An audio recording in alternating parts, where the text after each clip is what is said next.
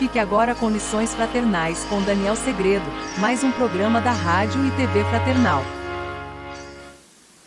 Olá, amigos e amigas da Rádio e TV Fraternal, muito bem-vindos a mais um capítulo do Lições Fraternais, fazendo a leitura aqui do livro Religião dos Espíritos, um livro psicografado por Chico Xavier, através do Espírito de Emmanuel. Hoje chegamos no capítulo 48. O capítulo 48 é um tema, digamos assim, pesado nas suas proporções, que é o suicídio, né? Então, a gente vai fazer essa leitura aqui para compreender isso e entender que o suicídio, o ato do suicídio, é vamos dizer, o maior crime que nós podemos cometer contra a lei divina, né? Tanto é que não existe o crime de suicídio quando você comete, não há como punir, porque o suicida, lógico, se matou. Então, na lei dos homens não existe essa punição. Existe quem incita, ou seja, quem indica o suicídio para que o outro faça. Esse sim é punido. Agora, aquele que comete na lei dos homens, na lei penal, no nosso país não é punido porque se matou e aí o objeto do crime sumiu. Mas, perante a lei divina, é uma das mais graves, se não a mais grave, eu diria. E vamos para a leitura que a gente já compreende. Então, capítulo 48, suicídio. No suicídio intencional, sem as atenuantes da moléstia ou da ignorância, há que considerar não somente o problema da infração ante as leis divinas, mas também o ato de violência que a criatura comete contra si mesmo, através da premeditação mais profunda com remorso mais amplo. Atormentada de dor, a consciência desperta no nível de sombra que se precipitou, suportando compulsoriamente as companhias que elegeu para si própria, pelo tempo indispensável à justa renovação. Contudo, os resultados não se circunscrevem aos fenômenos de sofrimento íntimo, porque surgem os desequilíbrios consequentes nas sinergias do corpo espiritual, com impositivos de reajuste em existências próximas. É assim que, após determinado tempo de reeducação nos círculos de trabalho fronteiriços da Terra, os suicidas são habitualmente reiterados no plano carnal em regime de hospitalização na cela física, que lhes reflete as penas e as angústias na forma de enfermidades e inibições. Ser-nos-á fácil, desse modo, identificá-los no berço em que repontam, entremostrando a expiação a que se acolhem.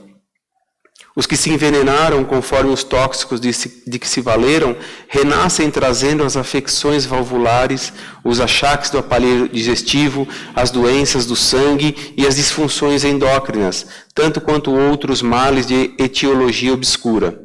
Os que incendiaram a própria carne amargam as aguras da ictiose ou do pênfigo.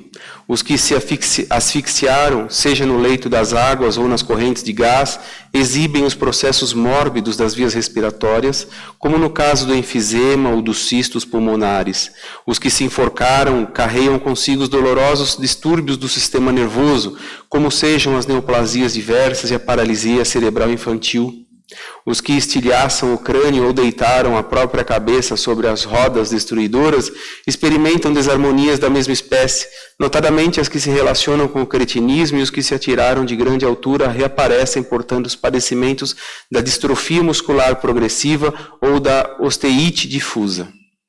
Segundo o tipo de suicídio, direto ou indireto, surgem as distonias orgânicas derivadas, que correspondem a diversas calamidades congênitas, inclusive a mutilação e o câncer, a surdez e a mudez, a cegueira e a loucura, e representarem terapêutica providencial na cura da alma. Junto de semelhantes quadros de provação regenerativa, funciona a ciência médica por missionário da redenção, conseguindo ajudar e melhorar os enfermos de conformidade com os créditos morais que atingiram o segundo merecimento de que disponham. Guarda, pois, a existência com um dom inefável, porque teu corpo é sempre instrumento divino, para que nele aprendas a crescer para a luz e a viver para o amor ante a glória de Deus. Esse é o capítulo 48. Como eu disse, você vê que ele começa aqui, ele divide o texto em duas partes, Emmanuel, que ele começa dizendo assim, no suicídio intencional, ou seja, aquele que tem o propósito de dar cabo, ou seja, de terminar a vida terrena, né, de dar fim ao corpo. Esse é o intencional, aquele que tem o propósito com esse fim. E depois, mais adiante, aqui ele fala o segundo tipo de suicídio, o direto e indireto. O que seria essa diferença? Aquela intencional é a pura e simples, até como ele exemplificou, né? O próprio envenenamento, o enforcamento, o estilhaçar o crânio, né?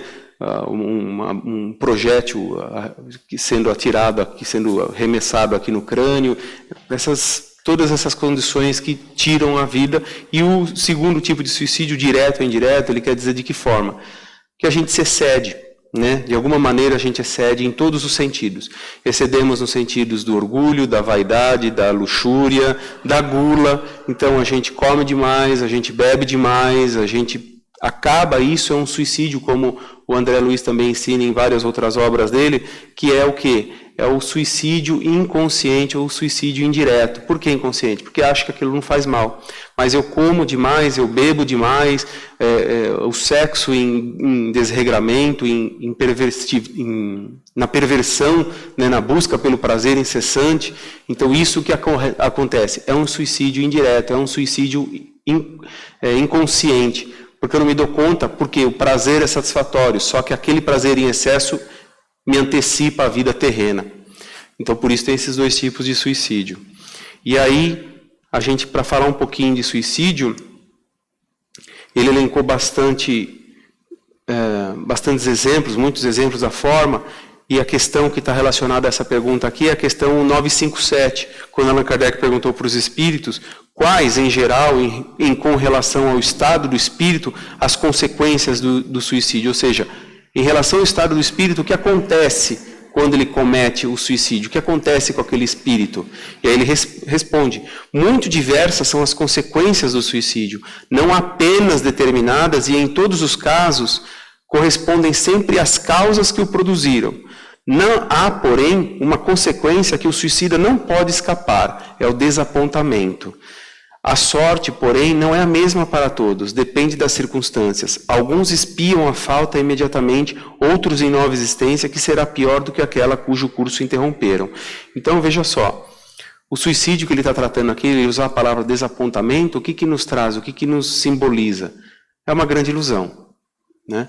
O suicida, aquele intencional, como Emmanuel começa dizendo o texto, que tira a vida daquelas diversas formas, ele acha que ele vai o quê? Se livrar do problema. Eu estou naquela situação da qual eu não concordo, eu não aceito, eu não admito, eu não quero isso para mim, e então eu acho que o melhor caminho é esse aí, né? É dar o fim na vida terrena. E o que acontece? É aquilo que a gente fala, a vida que a gente vive aqui é a vida que a gente vai levar do lado de lá. Por quê? A vida continua. E ela continua o quê? De forma diferente? Porque morremos, porque saímos da matéria. Quer dizer que nos tornamos santos ou demônios? Não. Da mesma forma, os pensamentos que você tinha aqui, as formas que você viveu aqui, você vai continuar vivendo lá. E esse é o grande desapontamento do suicida. Porque quando ele chega do lado de lá, ele se dá conta de que nada mudou. As mesmas perturbações permanecem, os mesmos problemas permanecem, só que agora agravado, muito agravado, muito agravado. Por quê? Por conta do arrependimento, do remorso, de que não valeu a pena, de que nada adiantou e, pelo contrário, agravou muito a situação, porque foi contra a maior lei divina, que é a lei da vida. Né? Tanto que essa questão 957 do Livro dos Espíritos está no capítulo das penas e gozos terrestres, desgosto da vida, suicídio. Então ele trata dessa forma, que é um crime contra a lei divina. E aí a gente vai entendendo que o suicídio trata-se então do quê? De um ato de covardia ou um ato de coragem? Que reflexão que faz acerca disso? É nítido que é um ato de covardia, porque se eu já dei a resposta através dos livros, através do Evangelho, através do Livro dos Espíritos, de que a vida que você leva aqui vai continuar do lado de lá, então você deu fim à sua vida terrena, aquele período que você tinha de aprendizado, você interrompeu, você volta para lá com um débito muito maior. E depende a forma que você deu fim a essa vida. Como Emmanuel elenca ali cada um. Então você volta com o quê? Porque você foi contra a lei divina, então você mesmo agiu contra aquela lei, você volta com essa punição. Por conta da sua atitude, não que Deus é punitivo, mas então ele exemplificou, e é genérico, então não quer dizer que porque se matou vem nessa condição, vem nessa, não. é como a resposta. Muito diversas são as consequências do suicídio, não apenas determinadas, mas é mais ou menos assimilado. Então, o sujeito que deu um tiro no crânio volta com algum problema cerebral. Aquele que se envenenou volta com algum problema estomacal, com algum problema na traqueia, na boca. Né? Divaldo mesmo relata que uma das irmãs dele, Divaldo Franco, ele relata isso em palestras, que uma das irmãs dele se matou através do autoenvenenamento. Tomou substância, se não me engano eu não sei, acredito que foi soda cáustica, que ela tomou alguma coisa desse sentido, e aquilo queimou tudo ela por dentro e ela faleceu. Anos depois ela retorna, e Divaldo tem a mensagem que ela retornou, e ela voltou com o céu da boca mal formado, com lábio leporino, com dificuldade de fala, por conta do quê? Da consequência da atitude dela. Né? Então, assim, não há uma regra que sempre vai ser daquela forma, mas, de alguma maneira, aquela punição pela atitude contrária à lei divina, ela acontece sim. Então, esse como é o maior crime contra a lei da vida, que é tirar a própria vida, é a punição, ela chega de alguma maneira. E na forma da segunda forma ali de suicídio, desses que a gente fala que é inconsciente ou indireto, por comer demais, também vem com alguma sequela. Para quê? Para que se prive um pouco, para que aprenda o quê? A ter aquela lição que a gente viu no Evangelho, vê no Evangelho a todo momento. Qual é a lição? Do equilíbrio. Então, se eu estou satisfeito, eu não preciso comer mais. Se eu estou satisfeito, eu não preciso beber mais. Né? E a gente sempre busca o prazer a qualquer custo. E isso nos gera uma dívida maior. Vai acabando nos comprometendo. E aí a gente pode dizer também que tem ainda na sequência aqui desse capítulo a questão 944A, que diz que o louco que se mata não sabe o que faz. Exatamente, porque perdeu a esperança na vida, perdeu a descrença da vida futura, não tem expectativa de nada, e aquele espírito pode sofrer muito, porque é relatado em várias obras espíritas o que tema? Que o espírito sente a decomposição do corpo, porque fica muito apegado à matéria, não compreende o que se passa, não compreende, daí a importância que a gente tanto fala aqui do estudo, da compreensão, para entender e saber valorar as coisas que realmente importam para a nossa vida. Então, valorar a vida, dar essa importância para esse período, por mais difícil que ela seja, por mais dificuldade que você enfrente, é o período pelo qual a gente tem que passar, que o que a gente sempre fala, que lá na frente vai entender como é um aprendizado e não como um problema, não como uma dificuldade. O que para nós hoje é dificuldade, lá na frente vai ser aquele aprendizado que nos fez evoluir, nos fez mais forte para passar adiante.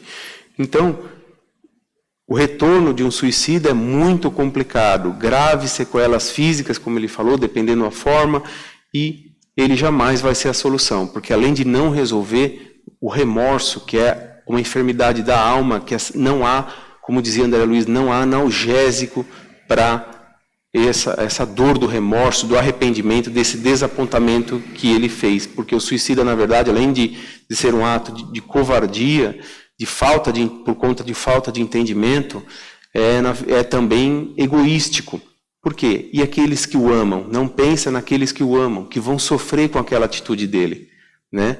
Então, é uma reflexão muito grande, e se alguém por perto, você perceber que menciona suicídio, ampare o máximo que puder, fique muito atento a essa pessoa para que ela jamais, hipótese alguma, faça isso, em que pese o livre-arbítrio seja dela, mas a consequência é muito penosa. Então a compreensão nos leva ao esclarecimento. E aí, qual a sua reflexão acerca do tema? É um tema pesado, é um tema, mas não por ser pesado que não deve ser estudado, pelo contrário, deve ser muito bem esclarecido.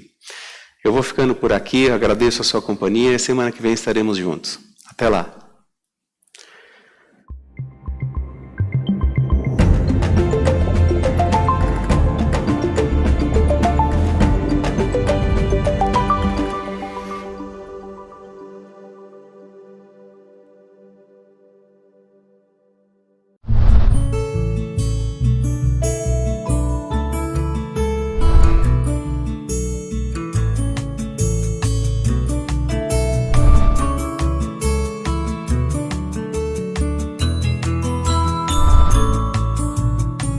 Você assistiu Lições Fraternais com Daniel Segredo, mais um programa da Rádio e TV Fraternal, sempre em sintonia com você.